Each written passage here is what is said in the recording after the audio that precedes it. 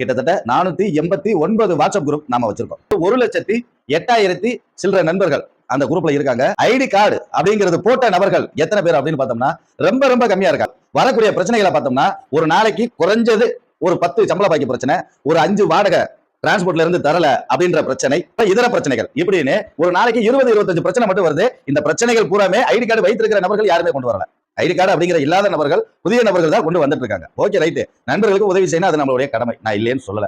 ஆனா அதுக்குன்னு ஒரு வரமுறை அப்படிங்கிறது ஒண்ணு இருக்கு. இன்னைக்கு டிரைவர் அப்படின்னா அவர் கையில டிரைவிங் லைசன்ஸ் இருந்தாதான் டிரைவர்னே ஏத்துக்குருவோம். அதே மாதிரி ஒரு சங்கம் இருக்கு, அந்த சங்கத்துல நம்ம உதவி கேட்கிறோம் அப்படின்னா கண்டிப்பான முறையில் அந்த சங்கத்தினுடைய ஐடி கார்டு நம்ம கையில இருக்கணும். அவர் பிரச்சனையை சொல்லும் போது மட்டுமே ஐடி கார்டு பண்றேன்னு சொல்றாரு, அதுக்கப்புறம் பண்றது இல்ல. இந்த மாதிரி நிறைய நண்பர்கள் நம்ம வாட்ஸ்அப் குரூப்ல இருக்காங்க. இதுக்கு நாம என்ன செய்ய போறோம் அப்படின்னு கேட்டீங்கன்னா, இன்னைக்கு தேதி 14/5, ஒரு 6 நாள் டைம், 20/5 வரைக்கும் நம்ம வாட்ஸ்அப் குரூப்ல இருக்கிற அத்தனை நண்பர்களும் கண்டிப்பான முறையில நம்ம சங்கத்தினுடைய ஐடி கார்டு வாங்கணும்.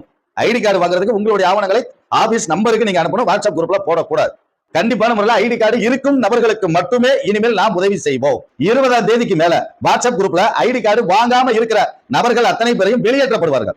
ஐடி கார்டு வாங்கினா மட்டும்தான் இனிமேல் வாட்ஸ்அப் குரூப்ல நாம ஆட் பண்ணுவோம். முதல்ல இந்த 2 தடவை இந்த வார்னிங் நான் கொடுத்திருக்கேன். ஒரே நபர்கள் 2 குரூப் 3 குரூப் 4 குரூப் இருக்கீங்க, அப்படி இருக்க முடியாது. ஒரு நபருக்கு ஒரே ஒரு வாட்ஸ்அப் குரூப் மட்டும் தான். அசால்ட்டா விட்டுறாதீங்க.